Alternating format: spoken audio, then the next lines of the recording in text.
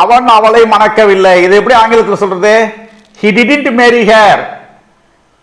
past simple. the sentence என்னது? past simple. didn't marry her.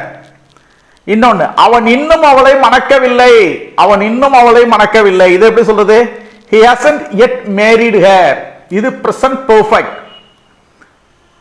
அவன் அவளை மணக்கவில்லை. இப்போ இதுல என்ன நமக்கு மீனிங் தெரியுது? கல்யாணம் பண்ணிக்கல, மேரேஜ் பண்ணிக்கல, திருமணம் பண்ணிக்கல, நோ சான்ஸ், இதுக்கு மேல வாய்ப்பு இல்லை. இந்த சென்டென்ஸ்ல இருந்து எப்படி வேரி ஆகுதுன்னா, அவன் இன்னும் அவளை மணக்கவில்லை அப்படின்னா இன்னும் மணக்கல, ஆக வாய்ப்பு இருக்கு, திருமணம் செய்யறதுக்கு வாய்ப்பு இருக்கு அப்படின்னு மீனிங்ல இது வருது. இப்ப பாத்தீங்கன்னா he hasn't yet married அப்படின்னா இந்த எட்டுங்கிறது என்ன சொல்லுது? இன்னும் வாய்ப்பு இருக்குன்னு அர்த்தம். இன்னும் திருமணம் செய்து கொள்ளவில்லை அப்படின்னா திருமணம் செய்ய வாய்ப்பு இருக்கு. ஆனா இப்படி இருந்தா he did not marry her னா வாய்ப்பே இல்லை, நோ சான்ஸ், நோ சான்ஸ். இது வந்து நோ சான்ஸ், இனிமே வாய்ப்பு இல்லை. மீனிங் என்ன சொல்லுது? இதுக்கு மீனிங் என்ன? No chance. இதுக்கு மீனிங் என்ன? சான்சஸ் இருக்கு, இதுக்கு சான்சஸ் இருக்கு. பாசிபிலிட்டி ஸ்டில் எக்ஸிஸ்ட், இதுக்கு பாசிபிலிட்டி, இதுக்கு வாய்ப்பு இருக்கு. the word எட்டு இருக்குல்ல, the word எட்டு, இது எதை சொல்லுதுன்னா, the word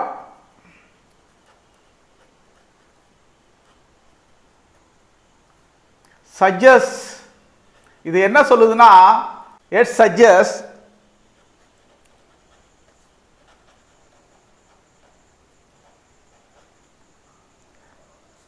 that marriage might happen.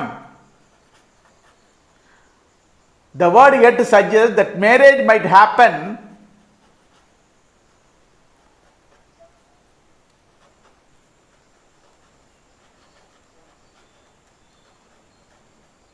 the word yet suggests that marriage might happen in the future. இந்த எட்டினுடைய வேலை, எட்டு என்ன சொல்லுதுன்னா, இந்த திருமணம் பிறகு நடக்கலாம், எதிர்காலத்தில் நடக்கலாம் அப்படிங்கிற கருத்தை சொல்லுது. என்ன அர்த்தம்? they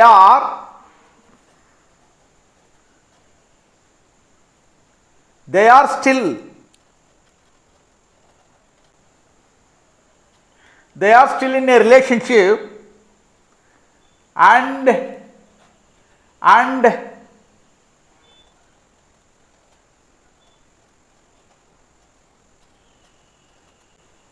they are still in a relationship and marriage is a possibility. வாய்ப்பு இருக்கு, வாய்ப்பு இருக்கு.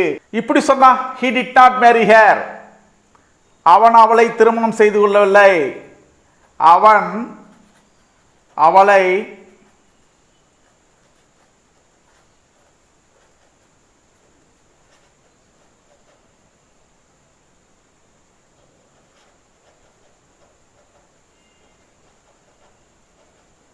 செய்து கொள்ளவில்லை அல்லது மணக்கவில்லை, அவளை மணக்கவில்லை, மணக்கவில்லை, ரெண்டு ஒண்ணுதான். அவன் அவளை மணக்கவில்லை அல்லது திருமணம் செய்து கொள்ளவில்லை, இது முடிஞ்சிருச்சு. இந்த சென்டென்ஸ் இது பாஸ்ட் டென்ஸ். அவனுக்கு திருமணம் மணக்கவில்லை, முடிஞ்சிருச்சு. அவன் திருமணம் செய்ய நிறைய வாய்ப்புகள் உண்டு. ஏன் திருமணம் நடக்கல? ஏதாவது காரணமா இருக்கலாம். It implies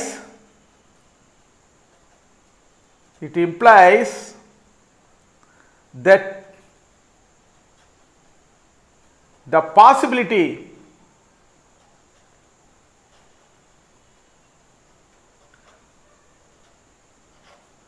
over முடிஞ்சிருச்சு. It implies that the possibility is over. முடிஞ்சிருச்சு, இனிமே வாய்ப்பு இல்லை, இனிமே வாய்ப்பு இல்லை. ஆனா இதுல என்ன இருக்கு? he has yet married her, possibility still exists. the word yet suggests that marriage might happen in the future.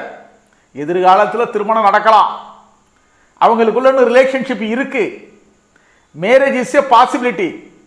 இதுதான் did not marry her க்கும் he has not yet married her க்கும் உள்ள ஒரு சின்ன மாறுபாடு. இதை மாதிரி பொருள் புரிஞ்சு நம்ம பேசணும்னா கேட்குறவங்களுக்கு புரியுற மாதிரி இருக்கும். அது அதனால நம்ம அந்த மாதிரி வேரியேஷனை புரிஞ்சு பேசணும். ரெண்டுக்குள்ள டென்ஸ் பார்க்கணும். டென்ஸ் இது வந்து ப்ரெசன்ட் பெர்ஃபெக்ட், இது present perfect, past simple. The sentence is in the past simple. அவனுக்கு நிறைய வாய்ப்பு இருந்தது திருமணம் செய்து கொள்ள. அடுத்தது அவர்களுக்கு பிரிவு அல்லது அவளை திருமணம் செய்ய வேண்டாம் என்று முடிவு செய்து விட்டான். It implies that the possibilities over. முடிஞ்சிருச்சு, இதுக்கு வாய்ப்பு இல்லை. இது மாதிரி நம்ம புரிஞ்சுக்கிட்டு பேச ஆரம்பிச்சா ஆங்கிலம் எளிதில் நமக்கு புரியும், பேசலாம். Thank you very much for your kind attention. Thank you.